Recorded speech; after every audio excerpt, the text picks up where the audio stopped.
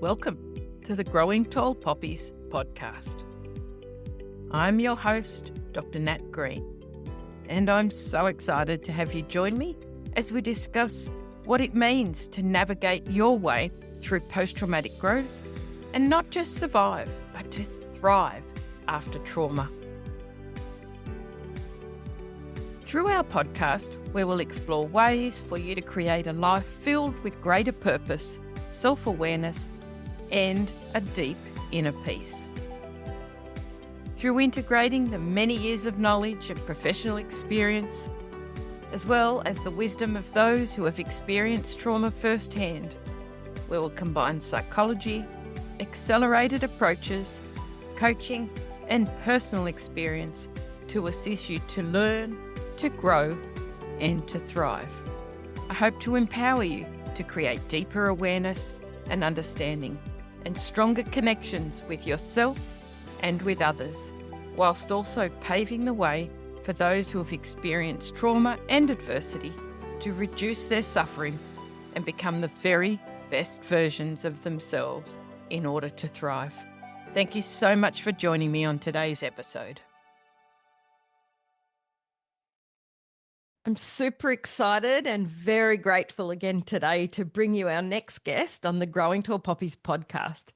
It's my absolute pleasure to welcome back, because we had her as a guest last year on episode 20, my beautiful friend and amazing lady, Nichole Morrin, who shared her remarkable journey and her trauma story last year. But she has experienced so much even since last year, and she's kindly offered to come and chat with us again today, sharing her personal experience and blending it with her professional experience. So let me welcome back my beautiful friend, Nichole Morrin, and I'll give you a bit of an intro. So Nichole is a powerhouse of insight, empathy, and transformation. She's a clinical psychologist, author, sustainable health consultant, and founder of her latest huge project and mission, the Invisible Health Network. She is also the podcast host of Shine the Spotlight and the creator of Compass 5, an interdisciplinary framework for complex conditions. This is a groundbreaking model revolutionising the way that we approach invisible and complex health conditions. And she is the amazing voice behind the Invisible CEO.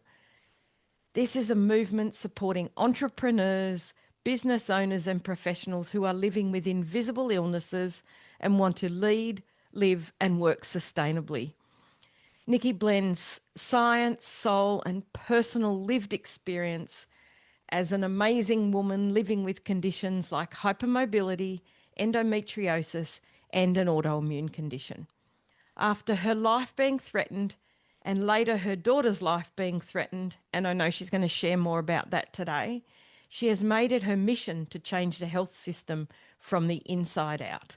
So welcome, Nichi. I'm so excited to have you back. Thank you so much, Nat. It is such a pleasure to be talking with you again. Oh, I know that episode 20 that we did last year, early in the Growing Tall Poppies podcast, we had such amazing feedback about you, how beautifully you shared your story and the wonderful mission that you're on. So I'd love if you could start by giving us a bit of a brief introduction of how life was back then and where you were at when you first came on. Okay, so back then I shared my trauma history. I suppose I have always felt like a bit of an underdog, and there's always seems to be something happening, something rare popping up. It's always those rare things that has seemed to be throughout the decades. And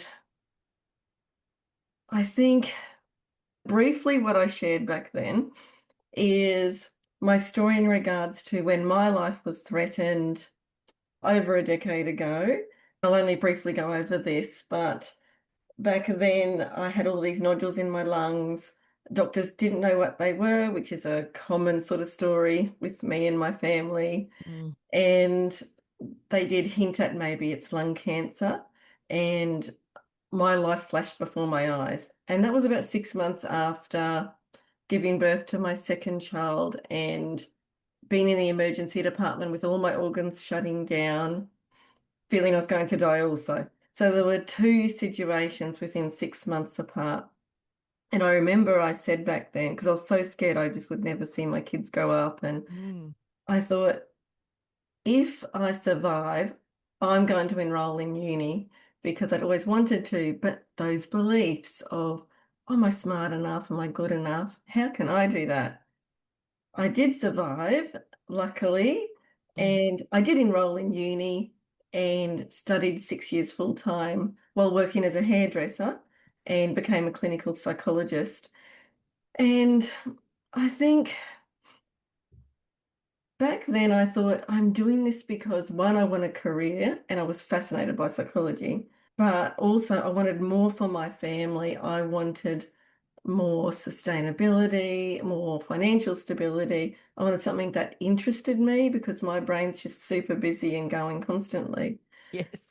But over the years, as more traumas occurred, I ended up realizing I traded one chair for another. So I traded standing behind the hairdressing chair with people to sitting in front of the therapy chair with Mm. people. So that was a light bulb moment, and that I only got to maybe 5 years ago Okay. when my health started deteriorating. And also, my husband had invisible conditions. And then my eldest daughter, at the age of about 14, started becoming unwell. And then throughout the years, my youngest daughter also started having those signs of invisible conditions around that same age. So, as my health was deteriorating and I had several surgeries, and I was looking for what is wrong with me, is something that I kept saying, like there's Mm. something wrong. I had these big dreams and these visions of being able to create something great and trying to change the way I'm working with one-on-one therapy, which was continuing to burn me out. And it's not that I don't like it. I do really love psychology and enjoy my work. But with my health, I needed to change how I was working. And then I think, even though I'm good at listening to my body, I still wasn't fully listening. I still was doing the same things, but expecting things to change, which is what I teach my clients you cannot do, but I was doing it. Funny how we've got to learn those lessons, and sometimes we go round and round and round before we Oh, finally learn them, isn't it? absolutely. And then a few years ago, everything just got worse with the chronic fatigue and then the pain. And then I could, in my spine and my hips, I could feel they were getting worse. No one knew what was going on. And as I know with my daughters, who I'm very good at advocating for, Yeah. we needed to go wider, and that is finding the right people to be able to help. The people that are versed in invisible conditions and work with it, have that working knowledge, and know what they're looking for. And that's when I actually did get diagnosed this year after decades of not Mm. knowing anything and just thinking I'm a weird one. My rheumatologist said, "You're not a weird one. You're actually an interesting one. And you're a rheumatology patient. Like, we can work out what's going on with you." So, in the last 12 months, I had found out I had adenomyosis, endometriosis, PCOS, autoimmune condition, axial spondyloarthritis, Wow. and I had my diagnosis confirmed of hypermobility spectrum disorder, which both my daughters have as well, also known as Ehlers-Danlos syndrome. So it's on a sliding scale and a spectrum. These are areas I focus on in my clinical practice and I specialize in. And now I finally have my answers. And I Mm. thought, now I actually know like that feeling was, it was a relief, but it Mm, also gave me answers of why I haven't been able to realize my dreams. That there isn't, it's not just me being a failure. There is something there, and how can I change the way I live and work to still be able to do those things that I'm wanting? After I did get the diagnoses and I had answers, I really realized how the 6 months before getting those answers, my light had dimmed. Those big dreams that I'd had for creating a network for invisible health and training health professionals, or I had all these ideas and working with people more intimately that have invisible conditions. I had doubted myself so much. I think I had let those beliefs take over of how can I do this? My body's letting me down. Maybe I should just go get a job, give mm, up my ideas. And then after I did get answers, I think I started to pull myself out of that. And I thought, well, maybe I can do this. I just need to sort of think differently. I needed clarity in my goals and what I actually wanted to achieve and how I could do it sustainably. So I was sort of sitting in that space, just working on things slowly, but didn't have a clear direction yet. And then I had something massive happen, and that was my 17-year-old daughter called me one night in the middle of the night. And so we have a very long house, so we often will just call each other mm. on the phones. It's at night. She's like, Mum, I feel like there's a house sitting on my chest. Hopefully I don't cry while I'm telling this story. It's a very challenging story, so it's totally okay if you cry. Um, she said, I feel like my chest has been torn apart from the inside out. Mm, It's hard to breathe. I'm in 10 out of 10 pain. I feel like I'm dying. And yes. I think I think it was like I was partly zoned out like for that and the next week ahead because I remained pretty calm throughout it all and I don't know how. But we called the ambulance. It took probably 50 minutes for the ambulance to finally come, Goodness. and she was told, this is anxiety, have some Panadol, I'm sure you'll be fine. Your heart is textbook perfect. Mm, And this does not go down well. So, one, invisible conditions is my area. That's what I focus on for years. And I exactly. hear over and over the stories of being dismissed, things not being recognized. Oh, it's just anxiety. And Mm. boy, does it grind my gears. Oh, absolutely. And when she is there in 10 out of 10 pain, feeling like your chest has been torn apart, feeling like there's a house sitting on your chest, the pressure, pain radiating through your body, this is not anxiety. No. And I've got nothing against paramedics, they're brilliant and we need them, but this was a very dismissive circumstance. Twice she told them she has Ehlers-Danlos syndrome, which is a red flag because Exactly. you have more fragility in your connective tissues and the heart's included in that. Mm-hmm. They said to her, how do you spell that? And she said, I feel like I'm dying. I can't think right now. Like, Google it. Mm. So because they couldn't spell it, they left it out of her reports and handover to the hospital. That's Um, frightening, isn't it? oh, it is Really? so frightening. And then they said, oh, your heart's textbook perfect. And we're talking to her about food and Red Rooster and that sort of thing. Oh. And the paramedics were told this is not normal for her. So she has POTS, so postural orthostatic tachycardia syndrome. Mm-hmm. With that, her heart's rarely under 100 beats a minute, and it's more when she's standing.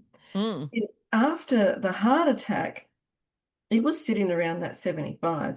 So, yes, it might look textbook perfect to them, but they were told this is not her normal clinical picture. So, she wasn't looked at as a whole and in the context of what was normal for Mm. her. So, they weren't going to take her to the hospital. They said, "Do you really want to go? Like, we're going past anyway if you want us to take you." And it's like, she's going to the hospital. So she was taken to the hospital. We followed her there, and they were quite dismissive also. So they're like, "Oh, I'm sure it's costochondritis, so like Mm, inflammation in the ribs. yeah. We'll do a blood test." So if you have hypermobility or elastin loss, your veins, they can be hypermobile too. And I Yes. said to them, she has hypermobile veins. After digging for 45 minutes in her arm, causing further distress, I said to them, can you please stop, put a heat pack on the other arm, raise the veins, and try there with a little butterfly needle. Hmm. Yeah. Then they got a blood test. So we waited a couple of hours and I just kept, I was just wanting to know what was going on. I think every 5 minutes I was looking out the door. Mm. And no one had come and seen us and told us what was going on. So I asked and said, are her blood test results back? And the doctor said, oh, yeah, they are. And I said, well, what are they? And she goes, oh, no, it's fine. You know, oh, wait, actually, I don't even know if these are her blood tests because we did seven at once. Oh my goodness. So she went back to her desk for a minute and come back and said, oh, no, they're right. We should really do a lung x-ray, but I'm sure it's fine. Just go home and come back if you get worse. So it was 5 a.m. by now. We were exhausted. We went home and had some sleep. And then during the next day, she said, I just feel crap. She was quite short of breath, just not feeling good. So I Hmm. booked her in with our GP for the next morning. And the doctor from the ED called. So this is 24 hours later. That doctor from the ED called Hmm. and said, oh, I've actually just read her results. Her troponins elevated.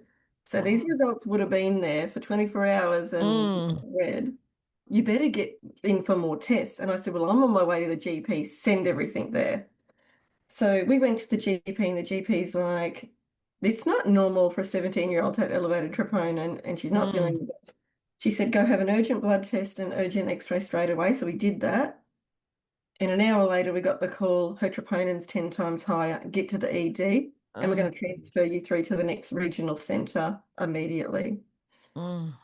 So we did that, and I don't think the doctors could really believe what was going on because they're like, they didn't really have an idea what was going on, but they're like, you don't look like you've had anything happen. You're quite calm. And I said, Oh. well, she has been living with conditions ever since having vaccine injury Mm. a few years ago. So I said, this isn't a new thing to not be feeling the greatest. She's quite resilient. So by the time we got transferred through to Toowoomba, they didn't really know what was going on. So they just kept monitoring and their troponin kept going up and up and up. It Mm. was 2.5 days before we had a cardiologist even put eyes on us. 2.5 days. 2.5 days. When he finally came, he was brilliant, but he transferred us to a private hospital, and we were told if you were older, you wouldn't have survived this long. Mm. So she was monitored. Her troponin was starting to come down by this because it was 3 days later. Mm. He had an idea what type of heart attack it was. So we had tests and then a surgical procedure, and it was found it was SCAD, so spontaneous coronary artery dissection. So Mm. that caused the heart attack. This is a rare type of heart attack. Again, rare. We Another never have another it. rare condition for your family. Oh, Uh, and it most often occurs in females. So 70% of the time it's mhm. females with no known triggers, which is scary. And thank goodness she survived. She's still dealing with fatigue now, Yeah. but she was very strong and resilient. But when I was sitting in that hospital with her, so we stayed in hospital for a week after, I was sitting there and I thought, oh my God, like my fire was back, my light was full Mm. lit. And I thought, I have the skills, I have the knowledge, I have the lived experience. I cannot let fears or self-doubts or my invisible conditions stop me from being this beacon of hope for other people. And it makes Mm. me want to cry when I think about it. But the amount of crap we have been through, Yeah. there's a reason for that. And I fully believe everything's for a reason. Mhm. And since all this has happened, I've been in talks with the Queensland Ambulance Service about clinical education across the board. I have been so up to my neck in research, just researching as if I'm writing a PhD on the gaps in this health system and how I can fill it. And from that, I have come up with the Compass 5 model. So this is an interdisciplinary framework for managing and working with complex invisible health conditions. And this, I think, where it fills a gap is not only does it provide support for having better outcomes for people that live with these conditions, Mhm. but it also provides support for the health providers because since COVID, the number of complex presentations has Yeah. increased dramatically. Burnout, and I am going to talk about the word burnout because I see colleagues dissing the word burnout. And as Same. someone who's been through it, Mhm. and it is so, it's occurring that much everywhere in the population right now. Yep, definitely. It needs talking about. And when you can talk about it, you're being authentic. But my model, the Compass 5, also supports the sustainability of the provider. So this Mm. training model does both. And I think that's where it fills a gap. Wow. You have just given so much gold in that conversation. Firstly, and I know we've already talked about this, but this is the first time our listeners are hearing it. I want to thank you from the bottom of my heart for sharing that story so honestly, so openly, so vulnerably. And I know you're a beautiful girl, and I've met her, and she's amazing. And I know she would be so grateful that she has a mum who is like a dog with a bone and advocates and gets it and will keep going because as you said, it saved her life. Yeah. And Yeah. we don't know what we don't know, of course. And ambos, paramedics, hospital staff don't always know about conditions, but you've highlighted the absolute importance and need for them to listen to Yes. a patient's parent, advocate. If this is not a normal presentation for that patient, listen to what you are being told and ask more questions. So, Absolutely. yeah, for Absolutely. you to be saying that and being dismissed as anxiety and having to keep pushing and be sent home and go back, had you not known and continued to advocate, I'd hate to even think where you'd be. As everything was happening, because we spent time in three hospitals, two different emergency departments. I was documenting every single little thing that was happening, any change in her patterns. So Mm, I was up to date, knowledgeable to be able to advocate for that. And I actually experienced advocacy fatigue also mm, because I had to advocate so much throughout it. Once we did get to the private hospital, they were very great. They were really good. But I still did have to advocate several mm, times throughout this because they're all like, gee, you're a complex one. Oh, you're a rare one. Oh, you're the youngest we've ever seen in our mm. cardiac ward. But these things happen, and it shouldn't take people losing their lives or not being listened to for change to occur. And I know with SCAD, so I've done a lot of research into SCAD I since can then. imagine you have. I'm like a big researcher where I hyperfixate on what I'm researching. Mm, But A lot of people lose their lives because this is ignored and it Exactly. is not picked up or it's left a long time. Mm-hmm. Um, and I think where my clinical compass, so the Compass 5 program fills the gap is also because we have the biopsychosocial clinical reasoning framework where helps us look more holistically and at a whole person point of view. It's trauma informed because people with invisible conditions, they have a history of medical trauma, gaslight. Absolutely. They are fearful of going to health professionals. Mm-hmm. So trauma is huge in this. It's validation-based communication it's built on because we need to validate the client's lived experience. Yes, health professionals have all this knowledge, but they might spend a 30 to 60 minute lesson Yeah.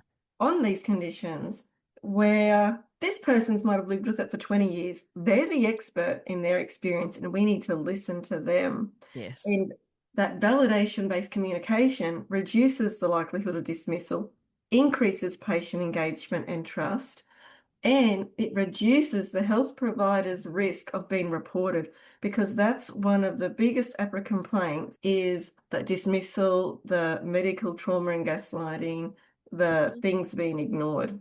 So Yes. this helps reduce the provider risk. Oh, It's powerful. interdisciplinary collaboration, which is so important because we need that cross-professional understanding and shared care for holistic outcomes. We cannot silo the professionals off when we look at multi-system complex conditions Mm. and clinician sustainability and well-being. So the training actually has tools for them to maintain their own emotional health, well-being, reflective practice, peer support, and boundary setting. So it encompasses all of that. Mm. And Amazing. and that's where I'm in the stage of development and then getting it out there. I, as you know, I'm one of your biggest fans, Nikki. I just love the work you're doing. But as you know, and as a lot of my listeners know, I also have those Mm, invisible health conditions with, thanks to you, understanding what Ehlers-Danlos is. Oh, is this what I've had all my life and why I've had all these issues? So getting that understanding is huge.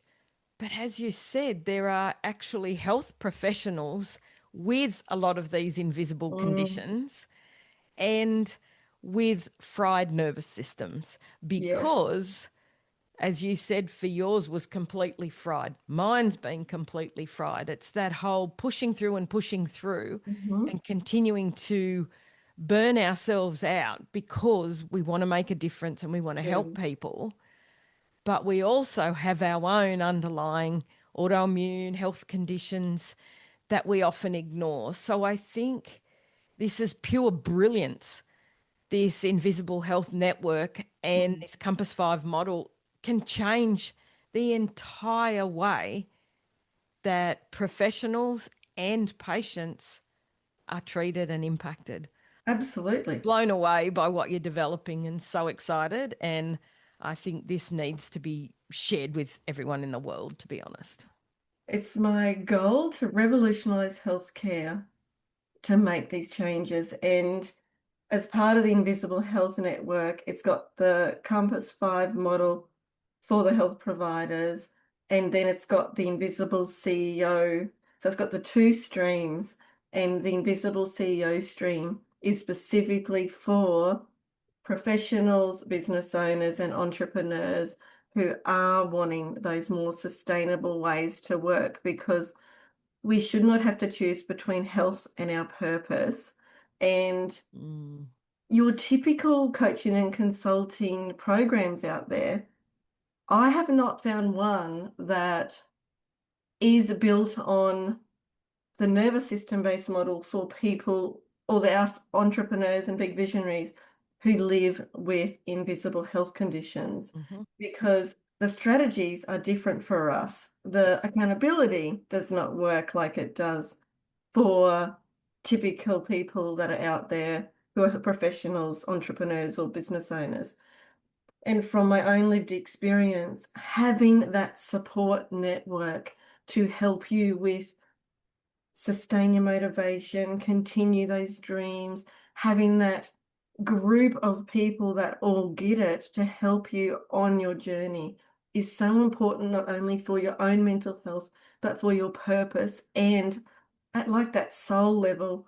And I think recently I did go to a retreat with you and a Yeah, bunch of other professionals and entrepreneurs, and being able to have that in a way that also supports you when you have those invisible conditions is one, I don't know anywhere else where it's been done, and two, it is priceless.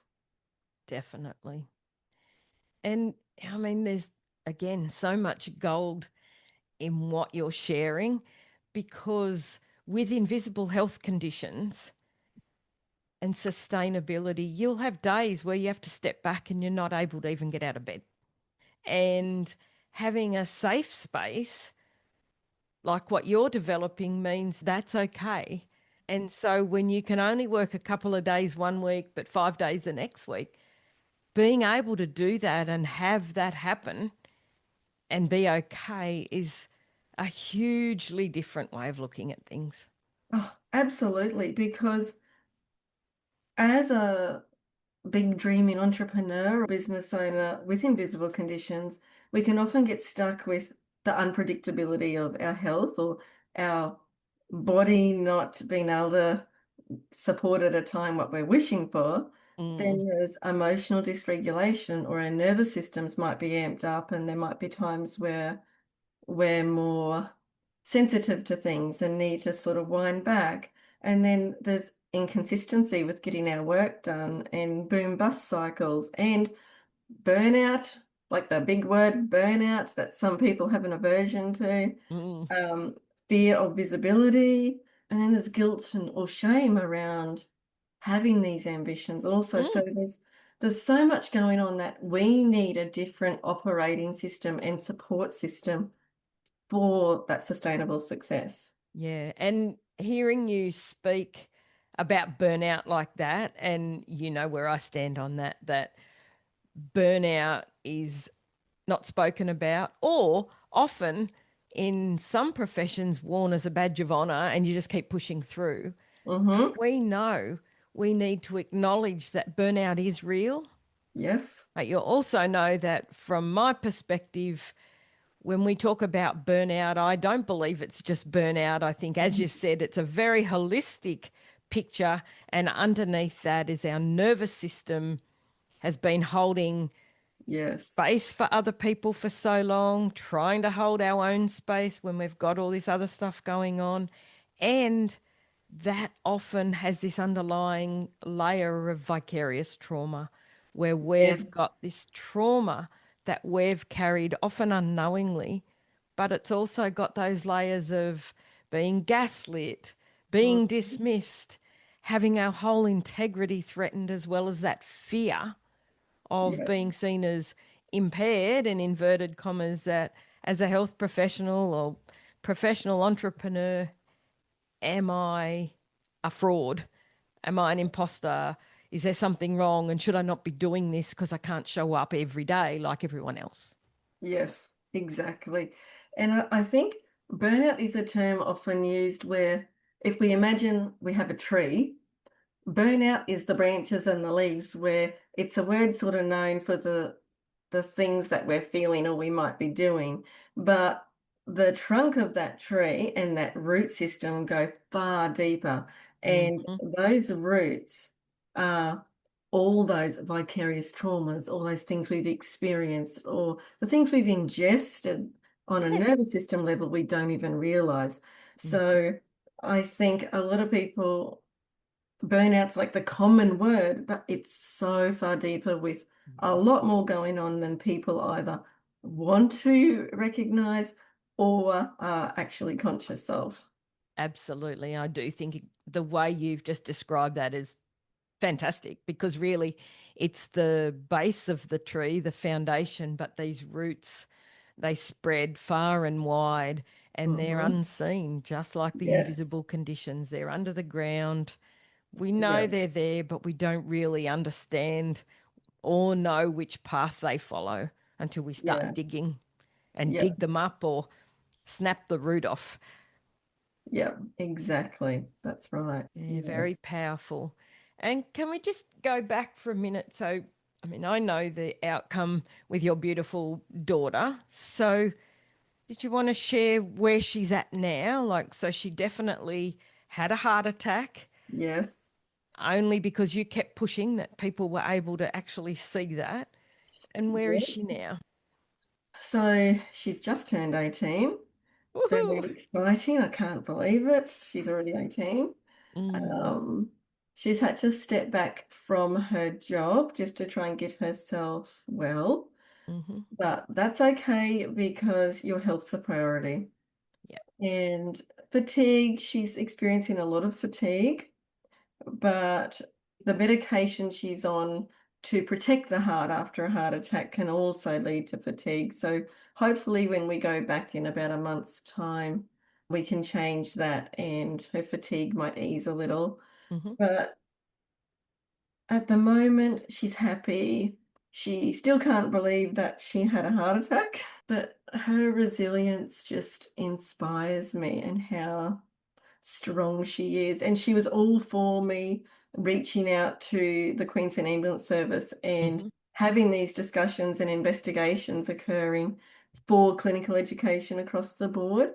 And she's very happy that I am trying to make change in this space, not only for what she's experienced, for what I've experienced, for what my younger daughter's experienced, but and also my nephew. So my nephew has a rare brain tumor that was found at 18 months. He's 13 now, and the amount of times he's almost died, the amount of times he's had stuff ignored. We had to call Ryan's rule at one stage. Oh. He nearly died several times, and we ended up with a formal apology from the hospital for him being ignored Mm-hmm. at one stage at Brisbane Hospital. So Braxton's Fight, his page on Facebook, he's got thousands of followers following his journey Mm, from a foundation I started for him years ago. So the rare and the invisible has been something my family's lived with for actually over 12 years. mm, We've lived it, we have breathed it, and I think my family is very proud of what I'm trying to do, and mm, they're so supportive of it because we need change to happen for everyone out there with invisible conditions that takes years to find out answers. mm. Only yesterday, I had someone say to me, and it brought tears to my eyes. They said, my mum passed a year ago, but if only my mum had found you before she passed, I Oh, think we would have got answers for what she had lived with her whole life. oh, And that was just like, mm. oh my God, Give I me just goosebumps, that one. need to get my stuff out there and happening. And also for the professionals, the other people like myself who work in the spaces but want to protect their well-being also. Yes. And really, who better to lead such a powerful movement than you? Like, you've lived it, you've breathed it, and unfortunately had the experiences you've had recently, on top of all your own experiences, had your daughter go through that as well. And like you said, these experiences, I'm a firm believer in that as well, happen for a reason because Yeah, it's through, as professionals, our lived experience and the impact of that. If we don't experience that with yeah, our education and knowledge and drive, then we can't lead the way and make the difference. So yeah, I'm with you absolutely. on that, that these things happen. And Oh, it's about how you then turn that around yeah, and pay it forward and absolutely. yeah, and make the difference in the world that you were born to do. And how you said about things happen for a reason. It just so happened that after her heart attack, I was just drawn back into the university space, and I'm doing some teaching one day a week at a university now. And on that first day, I met another colleague there, and I just told her a 5-minute brief overview of my story and what I'm doing. And she's like, "Oh my God, I was meant to meet you, and your stuff has to be out there." And I think even since then, just being back in that space, and I just love being amongst the research and Mm, all that sort of stuff. And I've been heavily in the research since, just building this. But I feel like now I'm on my path. I have the clarity, and having that sort of group of entrepreneurs and professionals around me all doing similar things has really helped with my clarity and that motivation. But these lived experiences are my huge drivers. mm, yeah. So lived experience, support from community, Yes. they're really important things. Yeah. What do you think you'd share one thing with our listeners that would help them as they navigate, post trauma or life with invisible conditions? And I know so many of my listeners have both. As they move from the trauma through to post traumatic growth, what would be one thing or many things that you could share that would help them? Well, I feel throughout all the trauma myself and my family have been through over the last 15 years, 15, 20 years, I think there were times where I would just think every, because every single time I had something good happening, it'd be followed by something knocking me down again. So I'd start to think, I can't do anything good. I can't have happiness. I can't have any Mm, my dreams happen because there was always something around the corner going to knock me down. So I was sort of scared to be happy or scared to follow my dreams. And I thought, how can I feel happy or do these things if others in my family are suffering and all these things are going on? So mm, there were several times where that scared me.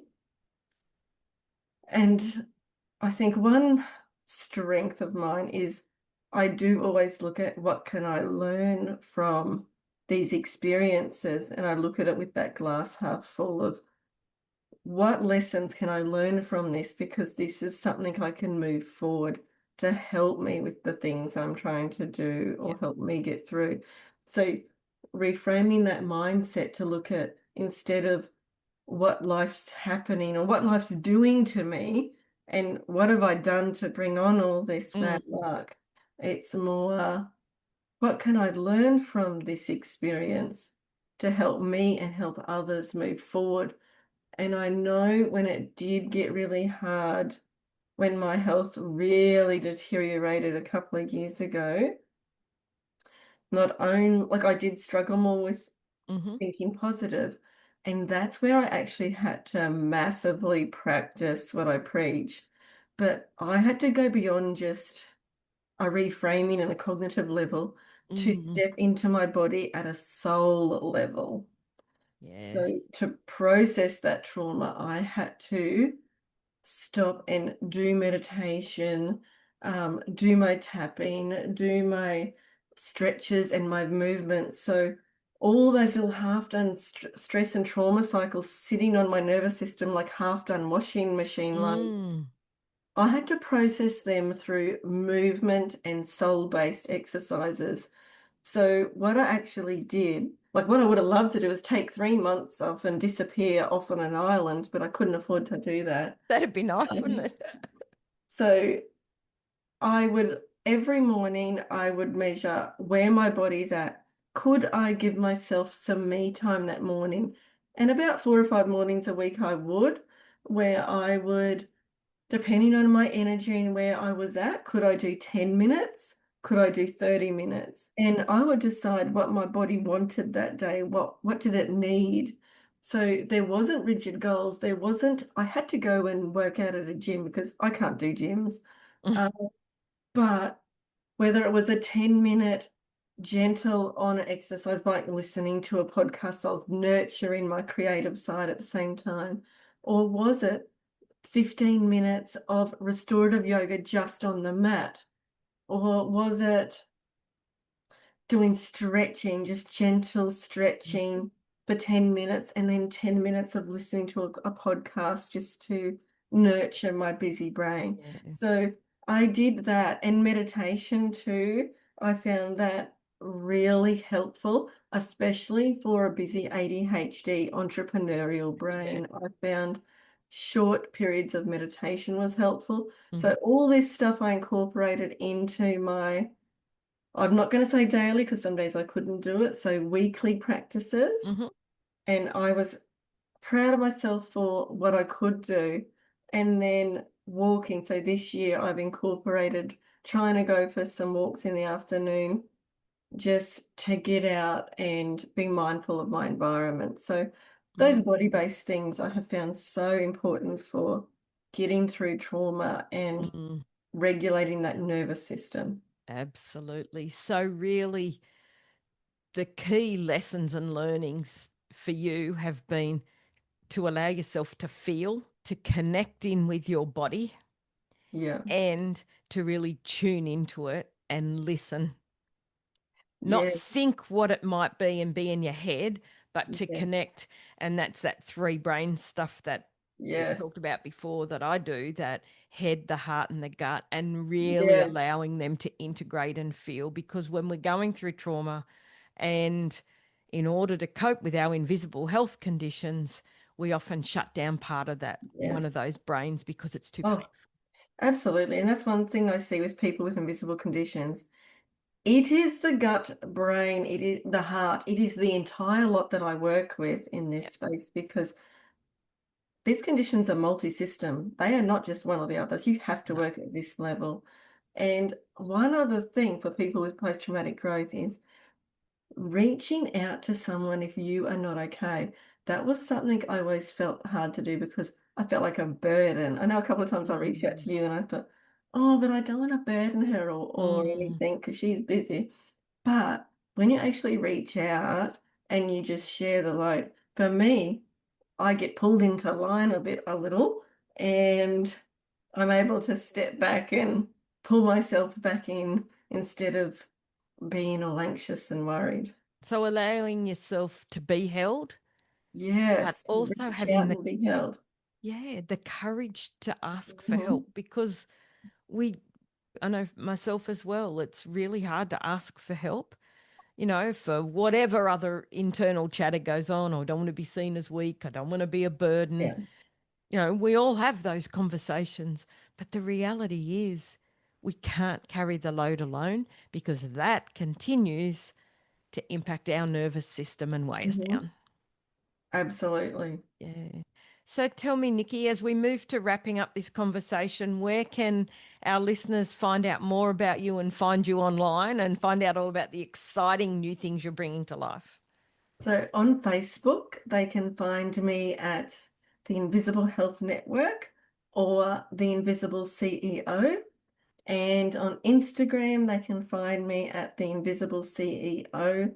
My website, www.invisiblehealthnetwork.com, is in the process of being built. So that'll be Mm-hmm. finished hopefully within the next month. Excellent. And then my Compass 5 training and my Invisible CEO support will be launched. So it's How all in exciting. motion. You have done so much, and all that really in less than a year since we last talked. You continue to, inspire me, and I love the work that you're doing. But again, I'm so sorry that you and your family have had to go through what you've been through to get you on this track. Yeah, Thank you. I think we're a resilient bunch, but we've had to learn to be. Yeah. absolutely. And really, who better to pave the way for us to change systems make a difference, and give hope to people with invisible conditions. And whether that's trauma or significant health conditions, they're all invisible. Yes, exactly. So Thank thank you. you, Nichi. Thank you so much, Nat. I'm really excited to see what you bring to life. And yeah, I'll look forward to talking to you soon. Thank you. Bye.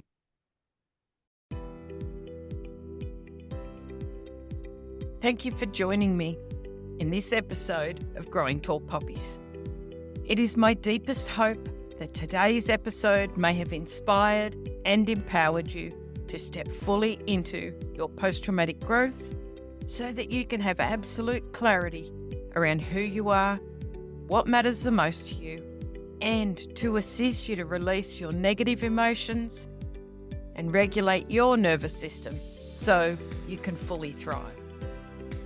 New episodes are published every Tuesday, and I hope you'll continue to join us as we explore both the strategies and the personal qualities required to fully live a life of post-traumatic growth and to thrive. So if it feels aligned to you and really resonates, then I invite you to hit subscribe, and it would mean the world to us if you could share this episode with others who you feel may benefit too.